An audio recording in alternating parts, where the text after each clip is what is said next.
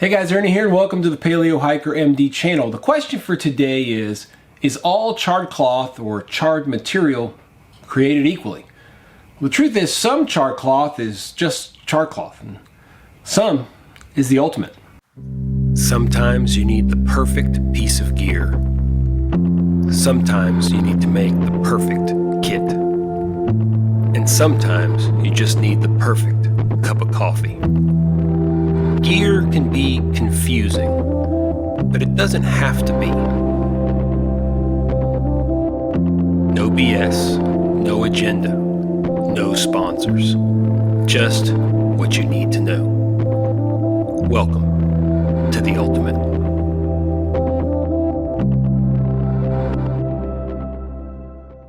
So what is charred cloth or charred material, and what is all the fuss about? Well, charred cloth is a material with a super low ignition point, allowing it to basically catch on fire with very little heat and from a very little spark. Now, normally this is made from an organic piece of jute or cotton or twine, and it's put through a process called pyrolysis. Now, pyrolysis is a decomposition of organic matter at very high temperatures in the absence of oxygen. Think charcoal. Good char cloth is normally the foundation of a good tinderbox, and we've made very good char cloth here on the channel. In fact, I have a video saying that I don't remember exactly what it was, game-changing char cloth or the best char cloth you could ever make.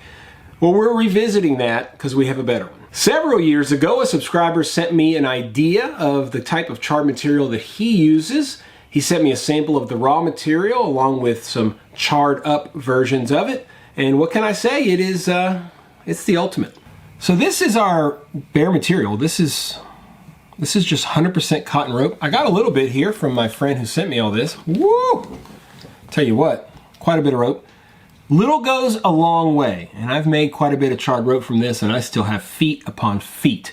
Basically, you'll want to cut your rope, and then you're going to need some kind of a tin to put it inside of. You need some way to encapsulate your material inside where you'll create a basically oxygen-free or very low oxygen environment. What I use is this little tin from Bigfoot Bushcraft. They sent me some samples of stuff, including this little tin, which I'm pretty sure is exactly what it's designed for. I drilled a small hole in it. It's probably, I don't know, less than an eighth of an inch. And I just drilled a hole. That allows the smoke to come out. And these things get pretty tight. But that's what you want. You want it to be super tight. And that's why I like this one. That allows you to really limit the oxygen inside. If you want, let's see here. I'm going to use the Soto Windmaster and that will allow me to really put the heat directly onto the bottom of this, but keep it very low. Because I want to make it nice and slow. I don't want to make it too hot. You want a little sneak peek of what was gonna...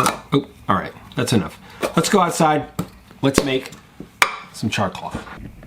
Sorry, charred rope. So what we'll do is get our rope. This is just a little run of rope. We're just gonna put it in just like that. Really simple, all right?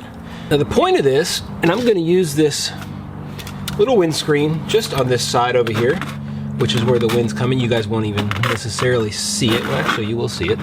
But it's just protecting this side. And then you want to put this on super low.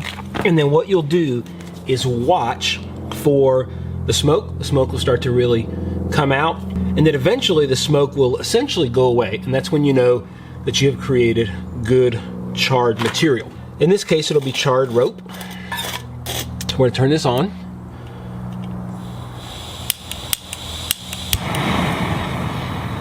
All right, we're gonna put this on.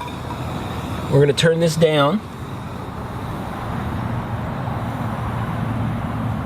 Kind of as low as I can get it without it going out. I want it to be really low. I'm gonna tuck this in. This has tons of room. We're not gonna have, I'm trying to figure out. Actually, the wind's mainly coming from over here. So let's move this. And you can see there's tons of room, but you want it to be super low. And here comes our smoke, as you can see. And oh, you know what, guys? I meant to put this in here so you guys could see how long. So I just started it, so add about, I don't know, 30-40 seconds to it. I'll try to turn it down as low as I possibly can. I think that's probably going to be it. You can see the smoke coming out of it really, really strong. And we'll be back when the smoke is gone. This is easy as it gets, guys. It's really pretty darn simple to make char cloth or any char material. Smoke is going nice and strong. 3 minutes, so probably about 3 minutes 30 seconds. We gotta remember that 30 seconds I forgot to film or to set the timer up. Still going super strong, and it's gonna take a little bit longer. May not look like it, but it is starting to die down a little bit. We're right at 5 minutes, so 5.5 minutes with our 30 seconds added. You don't have to go till it's completely no smoke, but I would really go until you really don't see a whole lot. I think the more patient you are here, you're certainly not going to do anything to the material inside. You're just going to get more and more charred material and really create a product that's going to be best. You can see it's really slowing down, but still creating smoke. You don't have to put a hole in it. Some people will not put a hole. You can put a smaller hole. A lot of times if you don't put a hole, that smoke, it's going to make its way out, right? It's going to ooze out of the sides one way or the other.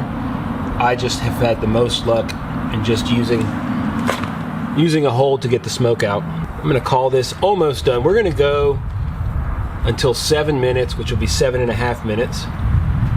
Once it goes, and I'm pretty comfortable with it being done, I usually will wait another 30 seconds or so just to make myself happy. So we're going to do just that. When we hit 7 minutes on the timer, we're going to shut her off and just wait. You're going to need to wait at least like 10 minutes, to really let it cool off. This Soto Windmaster is awesome, and you can really make it low and take care of it. And you can see it's basically no smoke. I'm going to turn it off. Okay, and let's just let it sit. We're going to let it sit, and then we'll take a look at our charred material. All right, it's nice and cool. It's actually cold to the touch. Oh, that's not going to be too hard to get out either. Or I spoke too soon. There we go. And there is our piece of charred rope. Pretty awesome. I mean, this is still enough to hold its shape. You can take this rope and divide it into 3 individual ropes, just like that. Whoa! And this is giving you a lot of charred material for hardly any rope. And you can put it right back in your tin, and you're good to go. So what makes this the ultimate? Well, a little goes a long way. You can take your rope and divide it up like I showed you guys into 3 separate mini ropes. You could do that with any size rope. You could get any cotton rope you want. But that's not what makes it the ultimate. In my videos where I've used char cloth in the past, especially if you're either new to it or you haven't done it in a while, a larger piece of charred material will really go a long way in helping you create a fire or getting your tinder bundle or your bird's nest lit. Once you get a little bit of spark onto your charred material, you blow on it to create a very super hot little center area that hopefully will dry out the area inside of the bird nest and then eventually ignite it, which will allow it to catch fire, and then you can make a fire from there, provided that you've prepared appropriately. A tightly packed piece of charred material really creates a very, very super hot little area, and that is perfect for this type of fire making. When you blow on the charred material, it starts to burn super hot and starts to burn up. It's kind of like the heat shield on something coming through the atmosphere. It just burns away over time. And, sometimes you need a little more time. Let's say, for example, that your tinder bundle or your bird's nest isn't optimal. It's a little bit moist. It's not perfect. You really need that area that you're blowing on to not only ignite the area, but dry it up enough so that it will ignite. And sometimes, I've used a couple of pieces of char cloth just to make sure that I have enough time to allow that area to heat appropriately, and then I can be successful. In my eyes, at least, a decently sized and compacted piece of charred material immensely improves your chances of creating a fire. We're out there playing around, no big deal, but if you're in a situation where you really need that fire, you want to maximize your success. But I can talk about it all day long. Let me show you guys exactly what I'm talking about. Okay, so real quickly, This is a piece of, it's a cotton makeup remover. I have a video on making the ultimate char cloth where I made this, and I felt it was really good. So what I'm gonna do is light it, and then I'm gonna blow on it slowly, the same way that you would blow on it if it was inside of a bird's nest, okay? And then we're gonna do the same with a piece of the rope. And I'm gonna, once I light it, I'm gonna turn on the timer. You guys can see it. Brand new ferro rod here. Okay, so there it's on. We'll turn this on.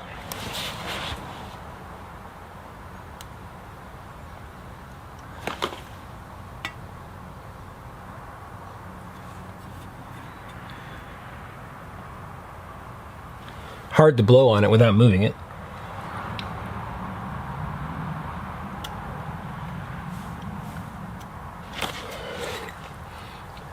Should get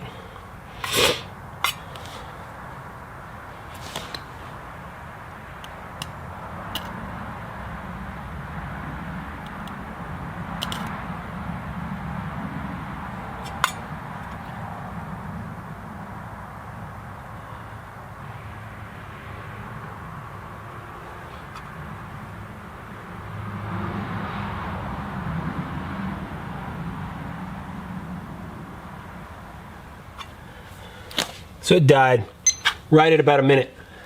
Okay. Let me grab some scissors. Now instead of getting an entire, all three, we're just gonna grab a chunk about as long as that piece, but it's only a single strand of the rope, okay? And let me think for a second. Okay, maybe this will work. I've got a little piece of wood here. There we go. I can hold it, I think, while I blow on it. So we had a minute on the other one. Let's start this one up.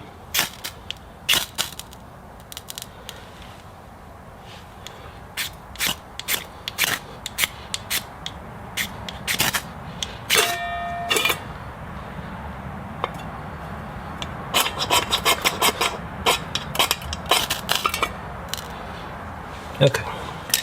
I don't know that I like that ferro rod very much. It's new.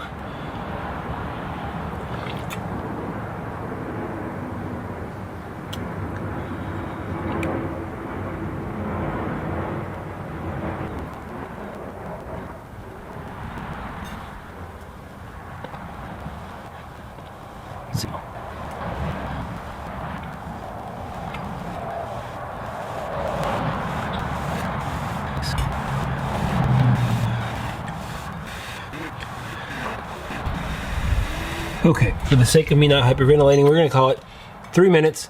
Still has some heat to it. Pretty significant difference. A minute to 3 minutes. Pretty awesome.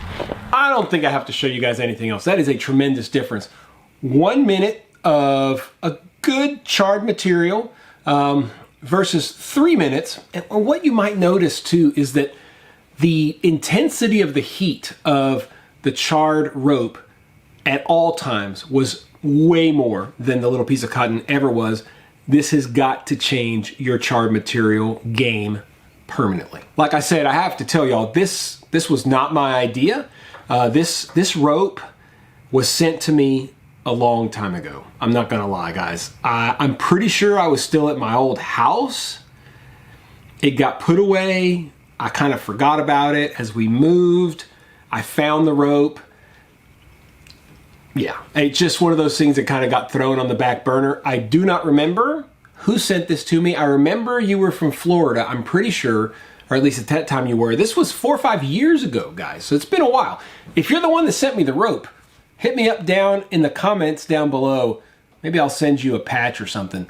Now, I'm gonna remember who it was. I'll remember the name, so don't be dropping down there and saying you gave it to me just for a patch. I'll know it wasn't you. I'm telling you, this is a game changer, and it very much fits into the Ultimate Series.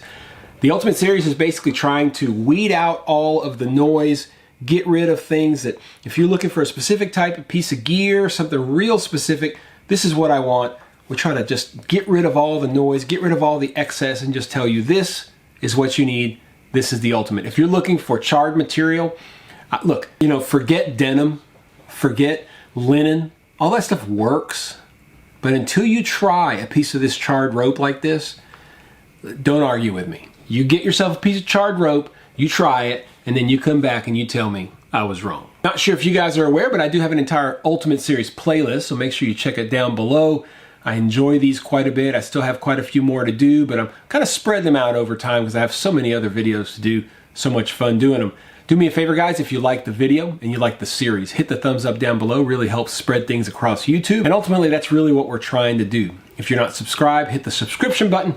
And if you want to make sure you don't miss any videos, hit that notification bell. So what do you guys think? Tell me down below. Roast me if you want, but I'm telling you, until you try it, I don't think I have any worries. This is the ultimate. As always, guys, I appreciate you checking out the Paleo Hiker MD channel. Stay tuned for more videos soon.